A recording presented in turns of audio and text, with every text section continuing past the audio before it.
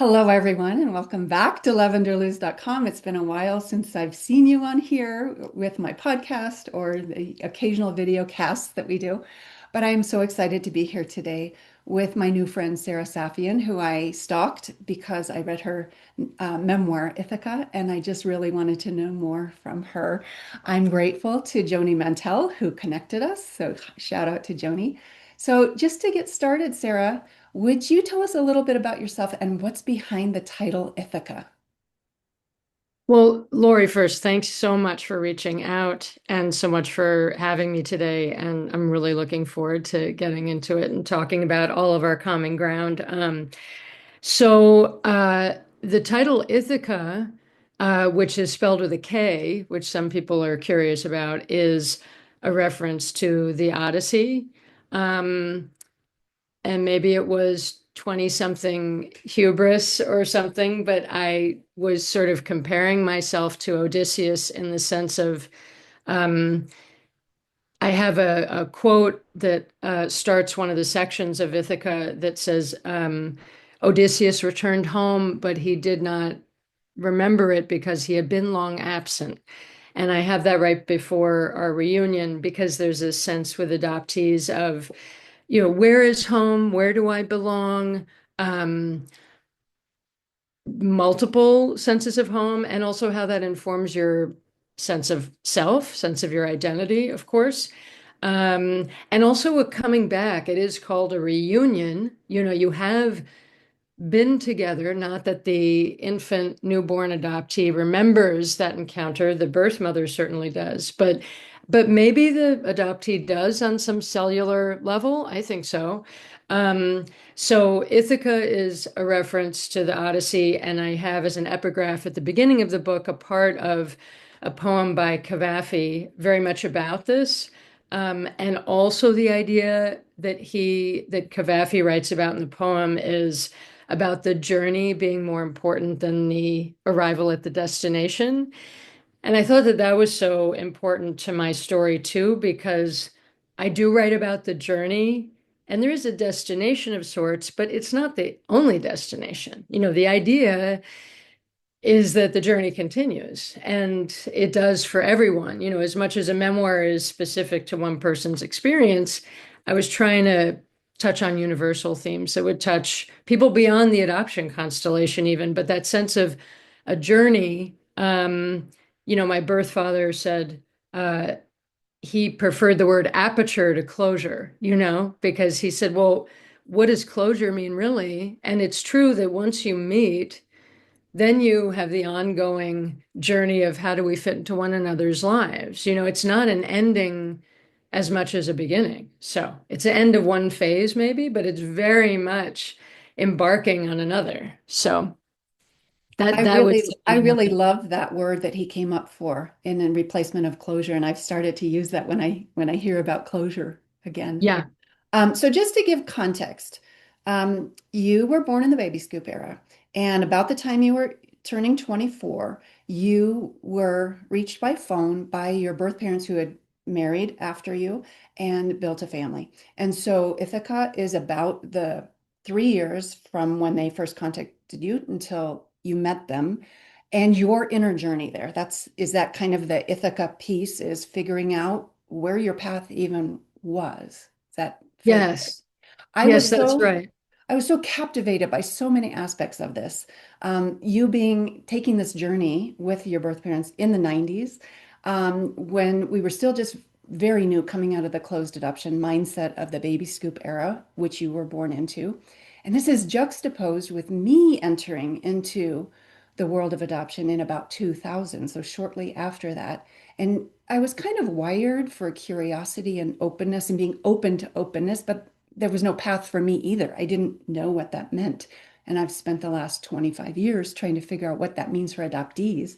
Everybody knows what it means for adoptive parents, but for adoptees and birth parents, it's a little more obscure, harder. It was harder to find. It's not so much hard to find now.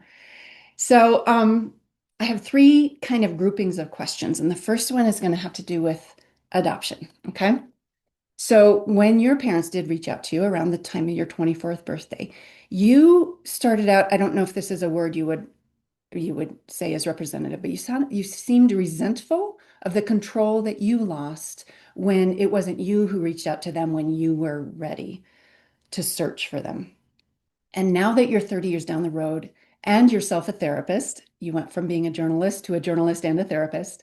Um, do you find this grappling with a sense of control and agency common among adoptees? And I know you also work with adoptive parents, common among adoptive parents, and probably common among birth parents, because one of the things that brings us all together is a sense of lack of control if for the adoptive parents if it comes through an infertility path. So talk to us about agency and control. It's such a good question. And of course, I talk about control in my therapy practice, whether the client is in the adoption constellation or not. Control is a big one for all of us. So that's a universal theme too. But yes, I do think particularly in the field of adoption. I mean, the first emotion I had when I picked up the phone and the beginning of Ithaca, the prologue, is that the phone rings on a Friday morning and I'm, getting ready to head to work. I'm fact checking at Details magazine in Soho. That was my job that day, I remember. And shock. This woman says, "Is Sarah Saffian there? This is Sarah.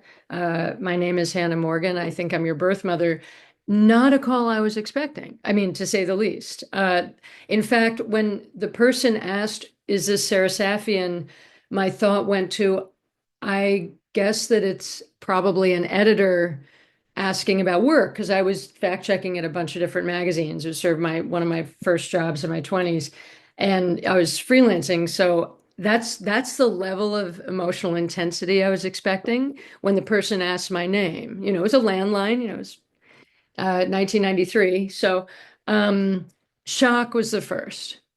And then I sat down, and because I'm a writer, I grounded myself by taken out a pad of paper and a pen. And so I started writing down. I still have that piece of paper, salient details, that they were married, that they had three other children who are my full siblings, their ages and names, and, where they live and what they do for a living. Just sort of objective information, I think, is the way that I centered myself because the emotions, like, I wasn't in touch with them at all yet. And she actually asked me in that conversation, "Did you ever think you would pick up the phone and it would be me?" And I said, honestly, no, because I always thought I would be the one making the call. I didn't feel resentful yet. It just hadn't occurred to me that it could go this way. And, I was a month shy of my 24th birthday, as you said, and I'd always been curious, but I hadn't taken any steps at all to search. It was something I would do one day. It didn't feel urgent to me, and I actually didn't think about being adopted very much. So that was shocking too. It's not like I was walking around feeling adopted, and then I get this call that I was always expecting, like not at all. So the shock was first, and then I felt the need to slow down a little. And I said, well, she said, "Can your birth father call you? I'm sorry that he's not here. I didn't think I'd reach you." She kind of thought she'd leave a message. She wasn't sure if I'd pick up the phone. And I said, that was the first moment when I said, "How about if I call? I'll call you maybe over the weekend." And I didn't call over the weekend. I think I was just processing and living my life. And then he called me the Monday after. So she called me on a Friday. He called me Monday evening, even though I had said I would call. And that's when it started, where I was like, all right, I feel completely sort of, I mean, ambushed is maybe too strong a word, but I started feeling out of control and kind of really in need of slowing things down and taking it at my pace.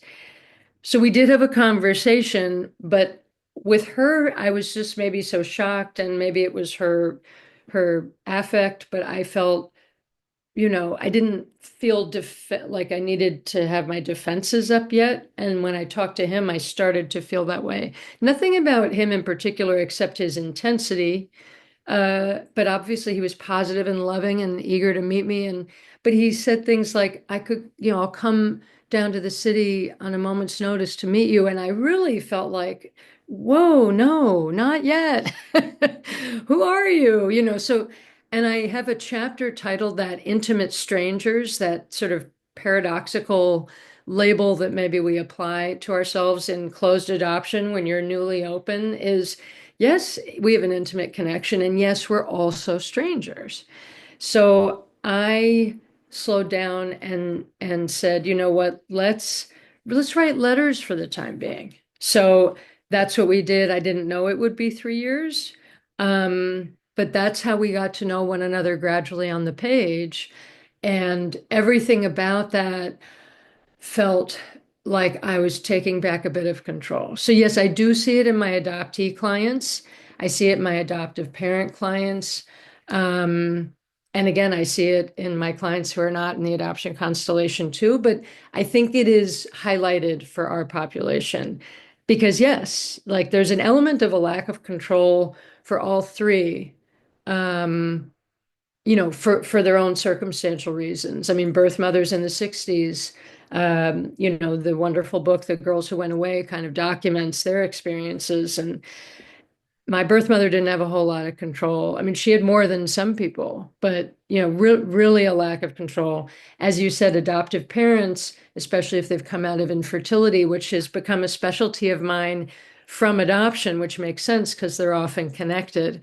And then for the adoptee, feeling like, I mean, nobody chooses to be born into whatever family. No one has control of that. But that sense of like, again, the belonging and the home and the sense of self in relation to where you come from is not taken for granted by adoptees at all. So, Thank you for sharing all that. It's such a conundrum, isn't it, about finding versus being found and honoring the other person with your intentions, if not your also your actions, especially if you don't know if the other person, because you it's a black hole with the other, you can't know what the whole other person kind of wants or their preferences. One of the most popular posts on my blog is about an adoptee who reached out and found her birth mom, and the birth mom didn't want to be found. And so there's tons and tons of comments from people, mostly adoptees, who were like, "Oh, so I would love to have been found. Why can't?" And birth mothers, I would love to have been found. But like, so just your perspective on this was kind of filled in a narrative that I hadn't heard as much of before from an adoptee. well, it is less common for the adoptee to be found. Like when I set about writing Ithaca, as anyone who's trying to write a book proposal does, they try to identify the conversation that's already happening out there, and then they also try to identify what's new and different about my story. What fresh thing am I bringing to that conversation? And one big thing was that adoptees are usually the ones who search. And you're right that I also reached a place of gratitude that it was easy for me with 2020 hindsight to say, I wish I'd searched and found because I knew that I would have been welcome with open arms. I knew that they wanted to know me. So it would have gone very well if I had done that. But of course, if I'd actually done it before they contacted me, I would have had no idea. And I could have hit a lot of roadblocks. There are people, especially in that era, where you don't find, you're stymied by bureaucracy and secrecy or you do find, and like your story, which is heartbreaking, the birth mother, and it is a minority of birth mothers, I know from my research, didn't want to be found, and that's her right. But when the two sides are at odds that much, it's heartbreaking either way. I mean, I think my birth father had a hard time with me slowing things down. And I tried to be compassionate about it, but I also tried to take care of myself. And 30 years later, I'm sometimes amazed at my 20-something self, just sort of knowing what I needed emotionally, especially in the face of his persistence. I'm like a lot of adoptees, like a good adoptee and a people pleaser to an extent. And I was like, I had a real healthy boundary. And again, tried to do it in a way that wasn't hurtful. But it's interesting. I don't read my reviews very much, but my reviews on Amazon, uh, the I'd say the most nuanced responses are the ones that say, you know, these are all human beings. They're flawed. They're likable. They're compassionate. They have different wants and needs that sometimes are in conflict.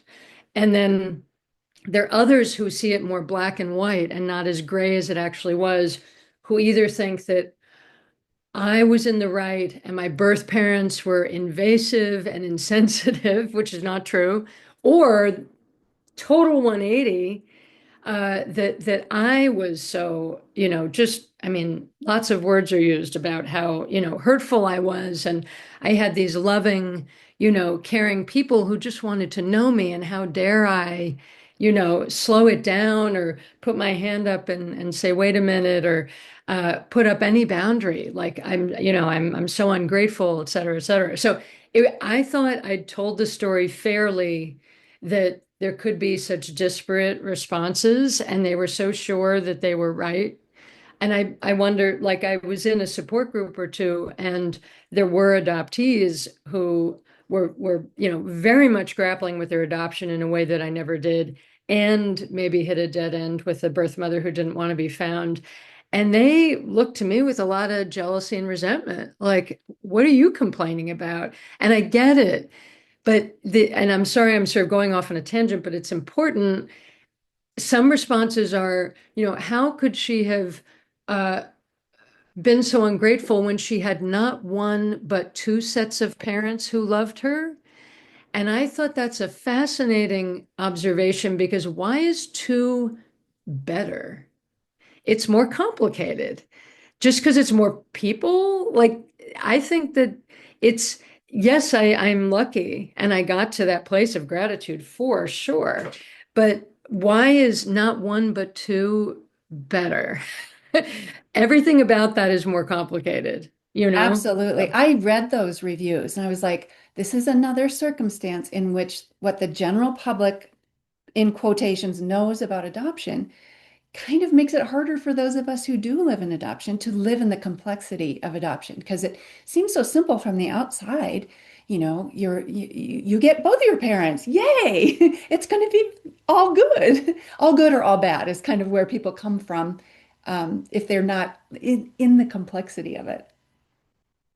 I often say that adoption creates a split in a person between their biology and their biography, and that openness is one way to help bring that split back together for an adoptee.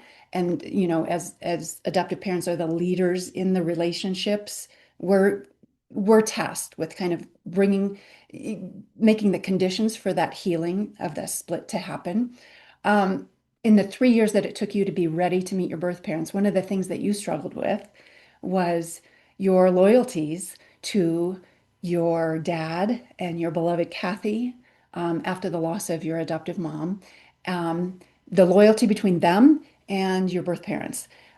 Could you talk about what you went through to heal that chasm in those 3 years and maybe in the intervening 30 years?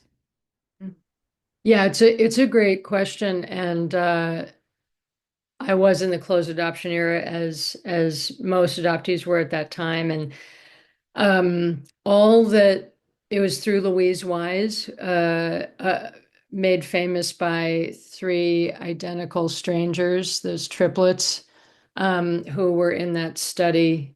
Um, where they observed multiples separately to compare nature and nurture. I have a friend who was in that study. I would have been in that study if I'd been a multiple, because I was of that era. Anyway, it was a Jewish adoption agency, and so all that my birth mother knew about my adoptive parents and vice versa was that they were Jewish. Um, that's it, and so that was all the information there was. And I think that, in terms of loyalties, I think that's a big issue for adoptees. And I think it is aggravated by the closed adoption into openness. I think you're right, because, I'm old enough where some adoptees still weren't told that they were adopted. And again, it was a Jewish adoption agency. I'm very ethnically similar to my adoptive father, as well as, similar, my birth parents and my adoptive parents. Um, my birth parents were younger, but they came from the same ethnic background because there's still that idea of matching. So if you don't want to tell, or even if you do tell, you can feel like you belong and you don't look dissimilar. It's so different from now with international and transracial adoption and, domestically. And that's not even a new thing. But at the time that was a priority. So going from that, where like you don't know anything about each other, you don't know anything about the birth family, you can kind of act as if there was no first chapter of this book, like this is where it started, Sarah Saffian. Even though you were 3 months old, we don't need to really think too much about what happened before that. So to go from that to a phone call, and then now what? Like, how do I integrate these people into my life? And it was very much, this goes along with that sense of healing, which is coming to see them as additional and not substitutional. So in addition to the loyalty issue to my father, especially, was a sense of, and I knew, my rational mind knew that it was not a thing, but there was this sense of this new family will somehow undermine or take away the family I've always known, and therefore the identity. Like, I had a different name, my birth name, and then there's Sarah Saffian, and so that split identity connected with the two families. That sense of it would take something away from my family, my identity, my reality that I'd always known. Like, how is it possible to integrate them? And so I think it was mainly a matter of time, mainly a matter of getting used to the idea of them existing as particular people and not as, either fantasies or just abstract notions of, well, I guess I have birth parents out there somewhere, but so particular people, and also definitely talking with my parents about it. And so after the phone call, I went to work. I didn't know what to do. Sort of on autopilot after the first phone call with my birth mother. I sat there looking at the articles on my desk and I just couldn't, concentrate. So I called my dad and I told him what happened. And he said, come over. And that helped. And I did feel the loyalty thing, and I definitely wanted to take care of his feelings, but I really needed to go back to the house where I'd lived since I was 13 and sit at the kitchen table with him and talk about this with him. And that helped me feel grounded, like, oh, he's not going anywhere. He's my dad. Like, here he is. Here we are, as we've always been. We've been through a lot. Like you said, my adoptive mother died when I was in first grade. Like, he's here. He's not going anywhere. Similarly, 3 years later, after my reunion, I felt, people talk about that sense of wholeness when you have a reunion. And I think that takes time because first it opens everything up. So I felt less whole for this 3 year period, a lot of it. But the reunion happened. And then the night after I came back, I stayed at my parents' house. And that felt, I mean, to use the word closure for a second, it felt a little bit like, again, I can return to the home that I am familiar with still. This is not taking away, actually. I can integrate. So yeah, so I thought a lot about my own feelings of integration and loyalty to the family I'd always known for my own sake as well. And one last thing I'll say, which is not in the book because it happened after, in terms of loyalty to my father and again, also to myself, when I got married in 2004, I did not have my birth family there. And I had a lot of talks with a talk with my birth mother about it. They had not met. And it just felt super intense for everyone, including me, the bride, where I wanted to be focusing on something else. So it was not excluding, rejecting. It just wasn't our reality. Like they hadn't integrated. I was still very much split in a way. I mean, now various configurations have met. But at that point, nobody in my birth family or my adoptive family had met yet. I was the one going here and going there. So even if they'd met one or two times before the wedding, it still felt intense, including for them. Like that fishbowl thing of, oh, those are the birth parent. Oh, I read Ithaca, and oh, there they are. And that sounds horrible for them. And I definitely thought about my father the most. He's my parent. And so for all of our sakes, including my birth parents, we made the decision kind of together not to have them there. And it was the right decision. And my birth mother admitted she felt a tiny bit relieved. So that was very generous of her. But, like you said, there's that fantasy of, oh, and everyone will walk you down the aisle and, we'll all hold hands. And that's not always how it goes, but that's okay. That's okay. That would be a lot to hold on a day Yeah, you're already holding a lot. And you right. came to the answer that worked for everybody and you had clear communication. So, what else is there? I also love that you brought up the concept of adoption math because I think the way we practiced it in the 20th century was subtraction, substitution, division. And what adoptees need from us, I've come to understand, is addition, multiplication, expansion. And I think we're starting to catch on. It's slow. Everybody hasn't gotten the memo yet, but that's what I consider what openness is this creating space for inclusion when inclusion makes sense. It doesn't mean no boundaries. It just means being open to being open. So That's I a want great to do way a to couple of put it. questions about right. Oh, I'm sorry. Did you want to say something about that? No, just that was a great way to put it. Adoption math. I love that. That's exactly right. Yeah, yeah.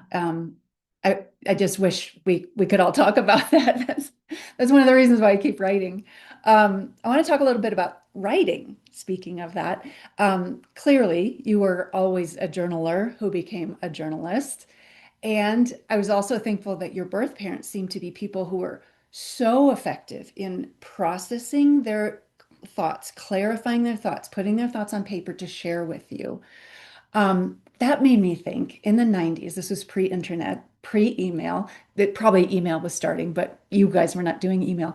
Have you ever stopped to think how different that 3 year period or whatever it would have been different if you weren't writing letters, if you didn't have like that in between time to process what they said, to ponder what you wanted to say, to have patience for the next letter to come after you sent yours. What was just that pre-internet time like for this process, this Ithaca journey you all went through? Yeah, it was such a gift to slow it down and have that pace. And sometimes, and I say this in Ithaca because the letters are sort of a skeletal, they're like a backbone for the narrative. And it's maybe 20% of the book. It's not an epistolary memoir per se, but like I feel like that kind of takes you through the linear 3 year period. And then I weave in childhood memories and relevant experiences at the time and that kind of thing. But it's interesting because some people have said to me, uh, oh, if I had tried to write letters with my birth parents, the relationship would have died on the vine because we're not writers and we don't communicate that way. And, I wrote this memoir long before I became a therapist. The author was not an expert in any capacity except of my own experience. And when I was, promoting Ithaca back in, 1999, I was like, all I know is my experience. And if it resonates with other people, that's great. I am absolutely not saying there's one right way to go about this. And yes, thank God it worked for them. And they really did express themselves so beautifully on the page, and they were able to slow down and just articulate. It really was a conversation, but it was a slower conversation, which is what I needed. And I felt like it was what we all needed. Um, but it wouldn't be for everybody, and that's okay. But this worked for us. And in terms of it being pre-internet, I mean, I kind of think of email as letter writing without the paper. So I think that that might have felt similar. It just would have been digital. I mean, I did write it on a computer and print it out. I didn't handwrite my letters. Um, but I could have waited to open an email, just like sometimes I'd get a big, thick envelope from my birth father, for example, and I sometimes wouldn't open the letter that day. So not only wait to respond, but sometimes I was like, I'm not in the mood to take this in right now. And I could wait and I could open it on Saturday and I could take my time to respond. And I think I mentioned this in Ithaca that over the 3 years, I noticed at some point in the third year that the frequency of our exchanges increased. Like there was less time. I needed less time to respond as the relationship progressed, which I thought was interesting.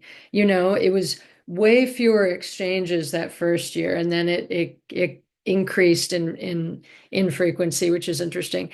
It's funny, like some people say, oh gosh, you know, people are finding each other on social media. Like, oh, what if you got a message, you know, from your birth mother on Facebook or Instagram? And I'm like, I got a phone call. Like, that's harder. Like, I get it. Like, you can be sort of stalked online or whatever, but I had to talk to a live human being. What am I going to hang up the phone and say, oh, call back and leave a message? There was no screening. There was no, you know, caller ID. It was a landline plugged into the wall. I didn't know who it was. It rings and you answer it. That's what we used to do. We didn't know who was on the other end. So I think that that is more surprising than seeing a message from someone and you're still receiving it in privacy. You're not interacting with the person yet. You're taking it in and then you decide what to do. So I actually don't think that's more invasive or immediate at all. Um, yeah, you know, That's so a that's really good point. No caller yeah. ID.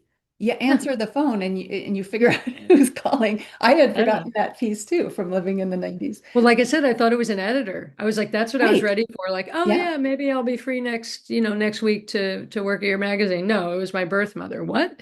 You know, so and there she was, like live. So I had to respond, you know. So it's interesting. There's like immediacy in different forms, analog forms too, I guess. I have to say that in reading the letters from each of your birth parents, they wrote to you separately.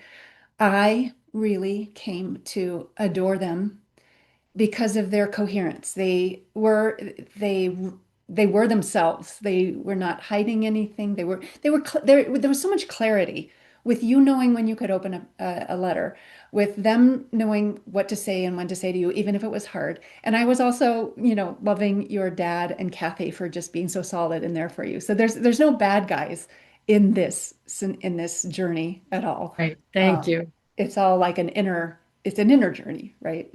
There's no bad guys. Um, writing this kind of brings me to my next question about writing. Writing a memoir is tricky because while you're telling your story, you're telling other people's stories. In this case, both sets of parents, and you have three siblings by adoption and three siblings by your birth family. Two. Two siblings by adoption. Yeah. Oh, okay. Yeah. So how do you walk that line between telling your truth and getting into other people's truths?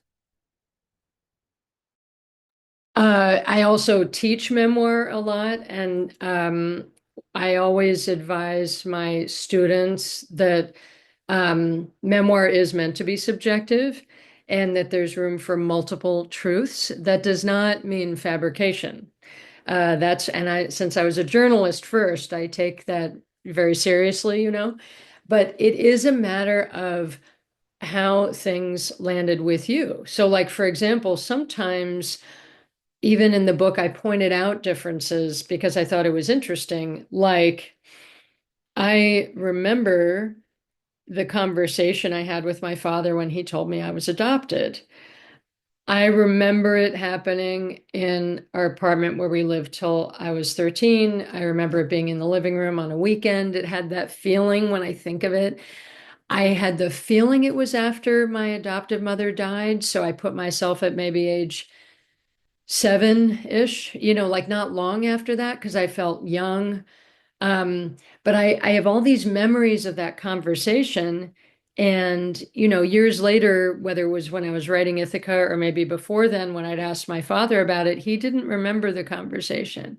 He just said, "Oh, well, you always knew." Like, and it was, of course, you know, an important memory for me. So I think, and I mentioned that discrepancy in Ithaca, that's interesting to me, that for whatever reason he doesn't remember the conversation, you know, maybe emotionally, again, as generous and solid, to use your word, as he was. And I've written essays about him since, and of all my parents, he feels the most my parent, even though we don't share biology, like in so many ways, we're the closest in a sense.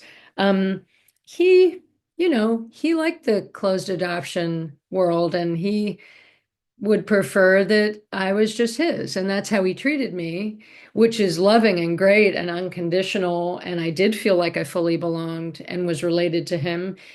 It's also, and this is not a criticism of him, but it is like, you know, leaving out an important part. So, so that I think that the multiple truths is not a drawback. I think that can just strengthen a narrative. Do you know what I mean? And oh, and this is important. In terms of including excerpts from the letters, I was including their voice, and I really appreciate the kind words you're saying about the way they express themselves. And every time I received a letter, even if it was intense, I felt grateful for that, that they were so clear, that they were so generous and so open. They really wanted to share with me, and I didn't feel like we were missing anything by putting it on the page. In fact, maybe people were being more thoughtful and comprehensive in the way they were communicating. So, but having them in their own voices gives a bit of their perspective. And just, I'll give you a quick process note, which is, and not all memoirists do this, but it felt again right to me. I wrote the book I was going to write and didn't really share it with everyone in my family knew about it. First of all, I had to ask them how they felt about my writing it in the first place. Everyone gave me their blessing or said they felt comfortable. And then once it was done, and it was the book I wanted it to be, but there was also still time to make changes, I gave each person, each parent, a copy of the manuscript. And I gave them 2 weeks, 3 weeks, whatever it was, to read it, not read it, to talk to me about it. And I said, I can't guarantee I'll make any change you request, but I can guarantee that I will hear you and we'll talk about it. So, so that was my least favorite part of the process because I was afraid of hurting people's feelings or hoping I got it right. And the person who had the most to say was my birth father by far. And we had some long phone conversations about it. And he made an excellent point, and I always bring this up when I teach memoir. He said, you know, I feel like I'm fine, like with your negative reactions to me sometimes. Obviously, that's how you felt. But sometimes I feel like you excerpt the letters in a way that takes me out of context. Like you just excerpt the intense part pushing to meet sooner than you're ready. When like I wrote to you about all kinds of things in that letter. And I thought that was a great point. So I realized that if, you know, I'm not going to produce all the letters in total, it just would have taken up way too much space. But I might even summarize and point out, it's so much more interesting. Like my birth father sent me this 10-page letter and he told me all about the kids' sports and activities, and they went on this trip and this thing and that thing just about their lives. But what I homed in on was the last paragraph where he pushes me to meet sooner than I'm ready. So it shows something about me, the protagonist, that was what I was focused on. But it also gives you context about he was writing a letter about all kinds of things. And yes, that paragraph's in there, but it's not all he said. So it actually helped him feel more comfortable and improve the integrity of the narrative. It accomplished both. So those are not always at odds, which I love, you know? I just love how it came out that even though there was no bad guy and things went as well as it could, People are self-aware. People are focused on the needs of the adoptee. Um, People are clear in their intent. Communication is good. Even though all of those ingredients are there, it's still hard. It's still complex. And that's what adoption is. And after writing this, at some point, you became a therapist. Maybe because of all of that. Can you tell us a little bit about that journey, becoming a therapist and who you work with? And yeah, you've kind of touched on that. Yeah, it's interesting. Well, to back up, after when 9/11 happened, I was working in entertainment journalism. I wrote for magazines and I covered the arts, you know? And so, like a lot of people after 9/11, kind of grappling with how am I contributing to the greater good exactly? So, I enjoyed my job, but like, I don't know, it didn't feel like as meaningful and as contributing as it could. So I applied to social work school then. And then I decided I was too old to switch careers. 10 years later, I still had that itch, and I thought, who cares how old I am? Life experience is just going to make me a better therapist anyway. And so I went back uh, to grad school in my early 40s. Yeah, and I finished my MSW when I was 45. So it's interesting how I knew that memoir would be relevant to being a psychotherapist, helping people tell their stories. And I do use writing, sometimes memoir prompts in therapy. And I've talked to groups of therapists about this, and I've talked to groups of writers about this, the difference between writing for ourselves and writing for others, because it's important, that like a memoir workshop is not a support group. And since I do both, I know the difference, and there is a thin line, but it's very important.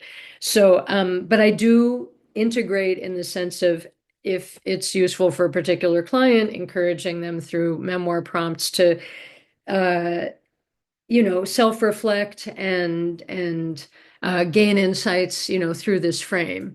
Um, I was also interested that journalism has been more relevant than I thought, because journalism also is, you're trying to make someone comfortable so that they will talk about themselves.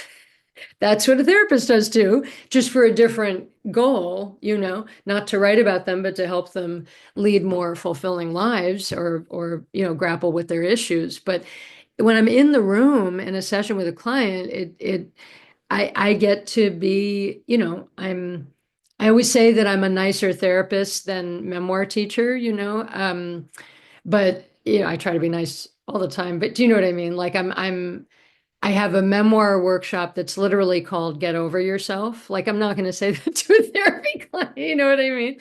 But it's that sense of like profound and meaningful to me does not automatically translate to profound and meaningful to my reader if I'm in a craft workshop trying to write it for other people.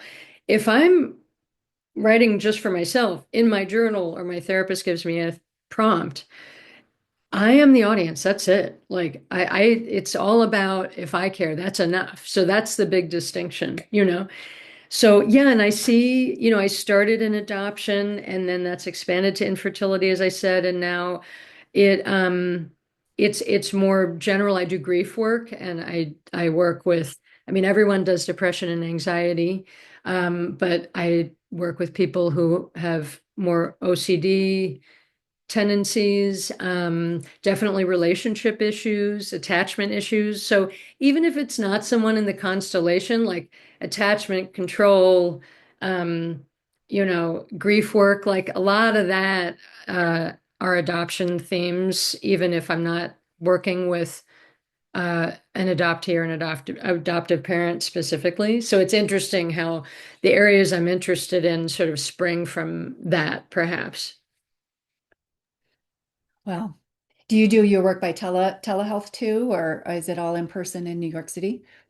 I do both. I'm hybrid since the pandemic, so I have a few days virtual and then a few days in the office in Manhattan. Yeah. Good. So, they're both great. I prefer in person. And I think it's a very different experience for the client, especially in terms of transition time. They're not going from a work meeting to therapy 5 seconds later.